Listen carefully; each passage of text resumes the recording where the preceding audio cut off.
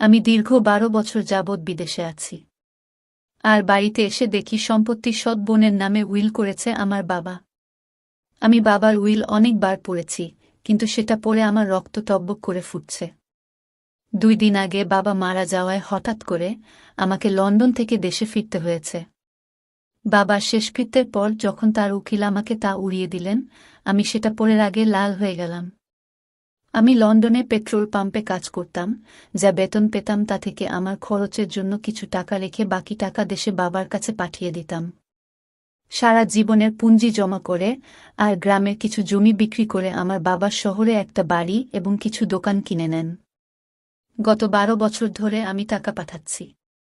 ১৭ বছর বয়সে লন্ডনে গিয়েছিলাম। আর এখন আমার বয়স ২৭ বছর। এরকম হঠাৎ বাবার মৃত্যুর খবর শুনে আমাকে তাড়াতাড়ি ফিরে আসতে হয়।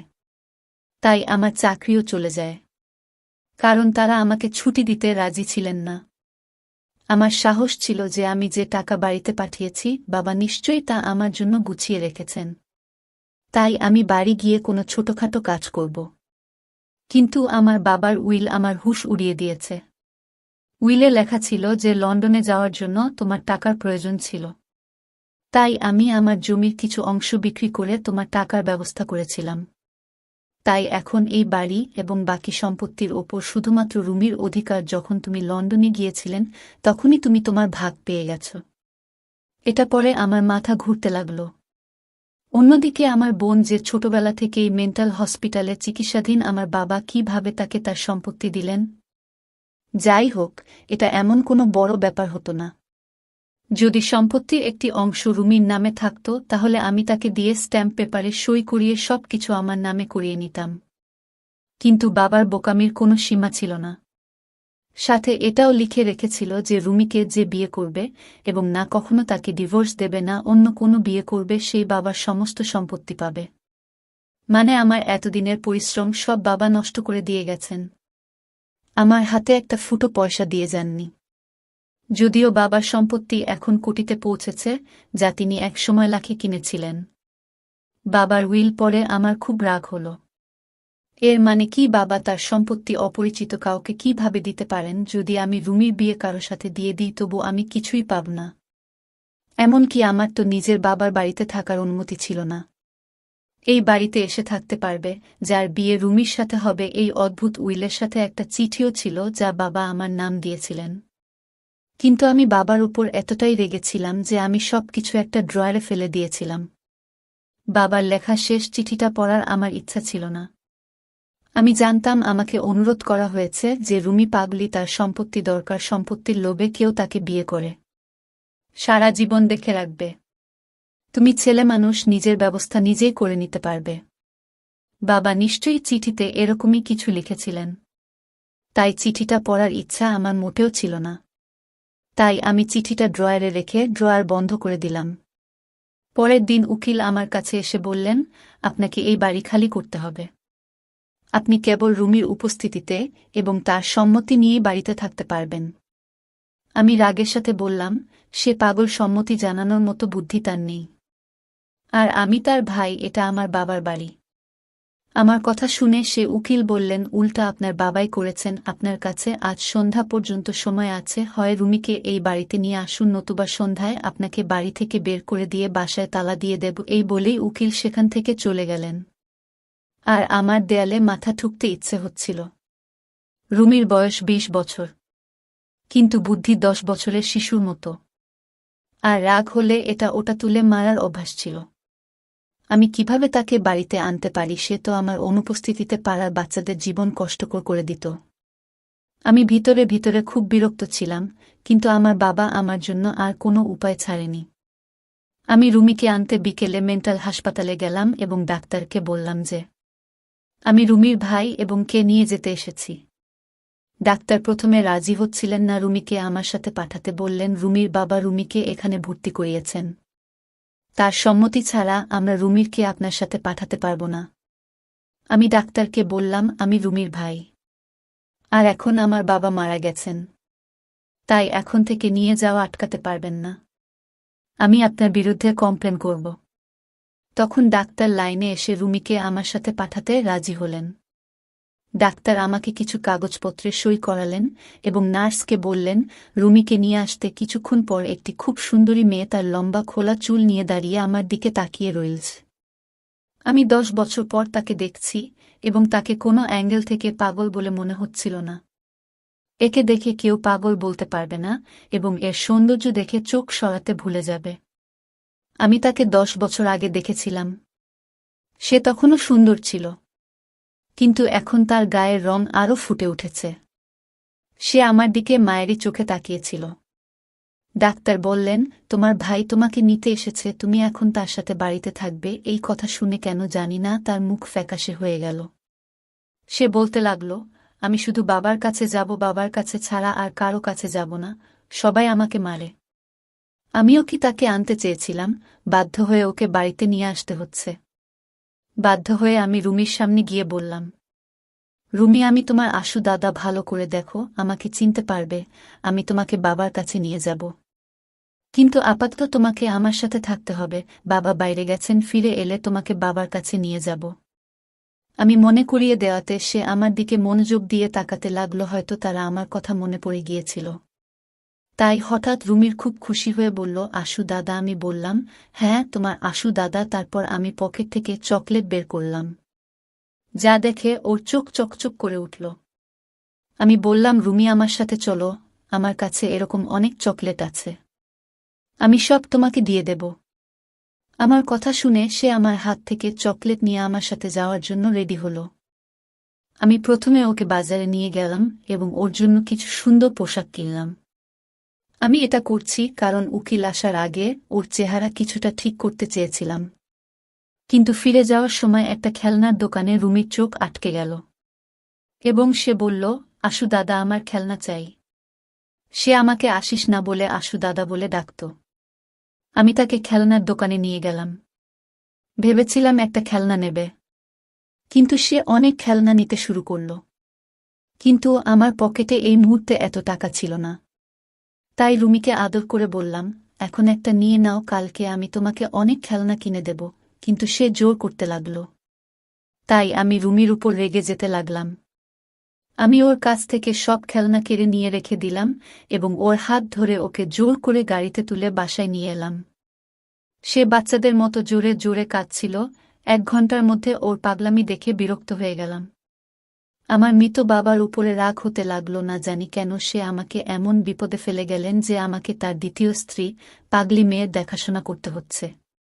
রুমি আমার সৎ মায়ের প্রথম স্বামী, সন্তান। আমার বয়স যখন 10 বছর, তখন আমার মা এই পৃথিবী ছেড়ে চলে যান এবং আমার বাবা আবার বিয়ে করেন। আমার সৎমা যখন এই বাড়িতে কনে হয়ে আসেন, তখন তিনি তার মেয়েকেও সঙ্গে করে নিয়ে আসেন, যে দেখতে একদম জাপানি পুতুলের মতো হলেও একটু পাগলি ছিল। আমার বাবা আমাকে বলেছিলেন, রুমি, তোমার বোন, এখন থেকে তোমার বোন মনে করো। কিন্তু আমি রেগে বলেছিলাম, এই মেয়েকে আমি বোন মানতে পারব না। আমি তো আমার সৎ মাকে না, আমার বোনকে কখনো পছন্দ করতাম না। মা মেয়ে দুজনের সঙ্গে কথা বলতাম না, খাবার খেয়ে হয় রুমে যেতাম, না হলে বন্ধুদের সঙ্গে বেরিয়ে পড়তাম। স্কুল থেকে ফিরে এটাই আমার রুটিন ছিল। আমি মা এবং মেয়েকে অবহেলা করতাম। কিন্তু সুহানা নামের মেয়েটির প্রতি তখন থেকে ঘৃণা অনুভব করতে শুরু করি। যখন আমার নিজের বাবা আমার চেয়ে তাকে বেশি ভালোবাসতেন, তিনি তাকে কোলে নিয়ে এমনভাবে ঘুরতেন যেন সে তার নিজের মেয়ে। আর আমি সৎ, যখন আমি বাবাকে এসব করতে দেখতাম, রাগে আমার রক্ত টকবক করে ফুটত। একবার আমি আমার খেলনা নিয়ে খেলছিলাম, তখন সে আমার খেলনা নেয়ার জন্য জোরাজুরি করতে শুরু করলে আমি তাকে বলেছিলাম, খবরদার আমার খেলা স্পর্শ করবে না। তখন সে জোরে জোরে কাঁদতে শুরু করে। তাই আমি ওর মুখে জোরে থাপ্পড় মারলাম।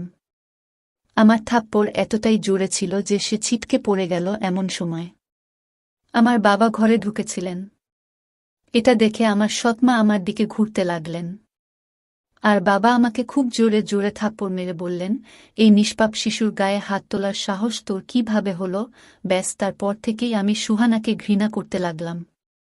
সময় যত গড়াতে লাগল, এই পাগলের প্রতি আমার ঘৃণাও বাড়তে থাকল। তারপর 17 বছর বয়সে আমি আমার পড়াশোনাকে বিদায় দিয়ে বাবার কাছে যে কটরতে লাগলাম যে আমাকে লন্ডন যেতে হবে। আমার এক বন্ধু তার বাবার সাথে সেখানে গিয়েছিল। আমিও তাদের সাথে গিয়েছিলাম। আমার কাছে কোনো ডিগ্রি ছিল না, তাই পেট্রোল পাম্পে আমি কাজ করতাম। এখন 10 বছর পরে এসে দেখি আমার নিজের বাবা আমার পরিবর্তে তার সৎ মেয়েকে সবকিছু দিয়ে দিয়েছেন। সে এখনও আমার সাথে জেদ করছিল। তাই আমি তার উপর খুব রেগে গেলাম।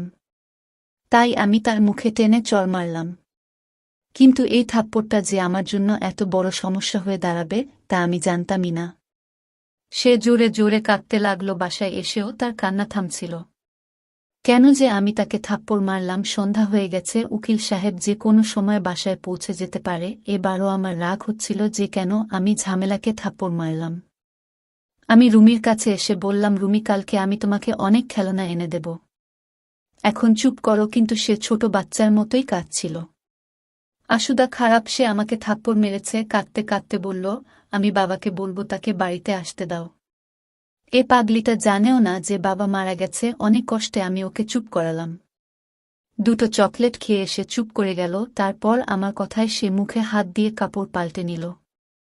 চুপ থাকলে ওকে খুব সুন্দর লাগত, কেউ তাকে দেখে পাগলি বলতে পারবে না। কিন্তু ছিল তো সে পাগলি। ওই যাই হোক, উকিল বাসায় পৌঁছে রুমিকে জিজ্ঞেস করতে লাগল যে তোমার প্রতি আশুর ব্যবহার কেমন। এ কথা শুনে রুমি আমার দিকে তাকালে আমি ভয় পেলাম যে সে হয়তো বলবে যে আমি তাকে থাপ্পড় মেরেছি। সে বলতে লাগল, আশু দাদা খারাপ। এই কথা শুনে আমি হতবাক হয়ে গেলাম। তারপর সে বলল যে আমাকে খেলনা এনে দেয় না। উকিল বললেন, আমি যদি তোমার দাদাকে টাকা দিই তাহলে সে তোমাকে অনেক খেলনা কিনে দেবে।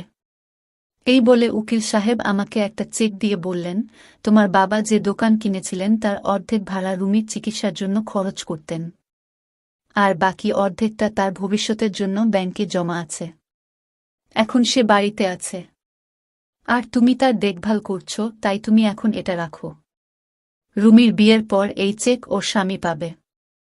এটা শুনে আমি হতভম্ব হয়ে গেলাম। আমি তার কাছ থেকে সেই চেকটা নিয়ে দেখলাম। সেটা ৮০,০০০ টাকার চেক। রোজগার না করেও মাছটা আর আমি কাটা পারব। পরের দিন রুমির জন্য অনেক খেলনা নিয়ে এলাম। সে খুব খুশি হল। এভাবেই দিন কাটছিল, আর আমি ভাবছিলাম রুমির নামে ঝামেলা থেকে কিভাবে মুক্তি পাব। আমি চাইতাম রুমির নামে মেয়ের হাত থেকে রেহাই পাব, সাথে সমস্ত সম্পত্তি পাব। তারপর আমি আমার এক বিশ্বস্ত বন্ধুর সাথে কথা বললাম যে আমি এমন একটা বোকা ছেলে চাই যার সাথে আমি বোনের বিয়ে দিয়ে সমস্ত সম্পত্তি আমার নামে করে নিতে পারি। আমার কথা শুনে আমার বন্ধু বলল যে এরকম ছেলে খুঁজে পাওয়া খুব কঠিন। কোনো গরিব ছেলেকে লোভ দেখিয়ে রুমির সাথে বিয়ে দিলে সে যখন বুঝবে যে সে কোটি টাকার মালিক তখন তোকে বাড়ি থেকে বের করে দেবে। আমার বন্ধু ঠিকই বলেছিল। তখন আমার বন্ধু আরও বলল, দেখ আসিস, আমার একটা বুদ্ধি আছে। তুই যদি আমার কথায় রাজি হোস তাহলে সব সম্পত্তি তোর নামে চলে আসবে, আর তো কোনো কাজও করতে হবে না।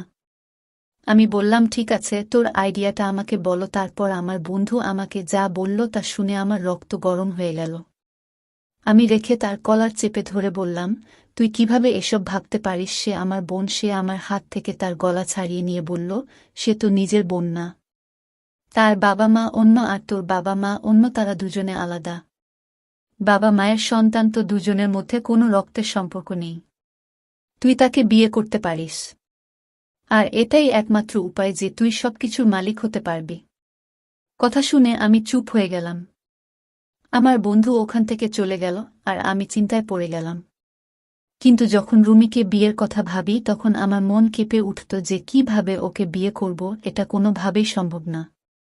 কিন্তু এটাও ঠিক, আমি যার সাথে রুমির বিয়ে দিই না কেন সে কোটি টাকার সম্পত্তি দেখে আমাকে আমার নিজের বাড়ি থেকে বের করে দিত।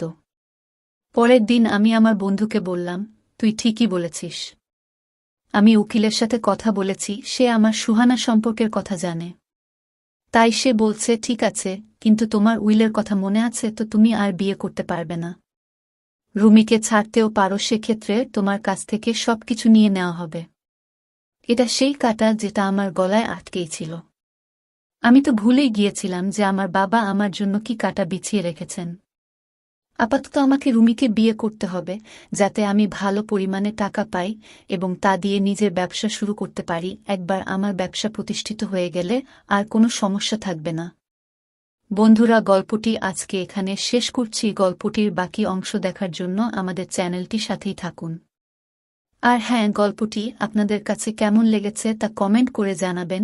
দেখা হচ্ছে নতুন ভিডিওতে, ততক্ষণ ভালো থাকুন।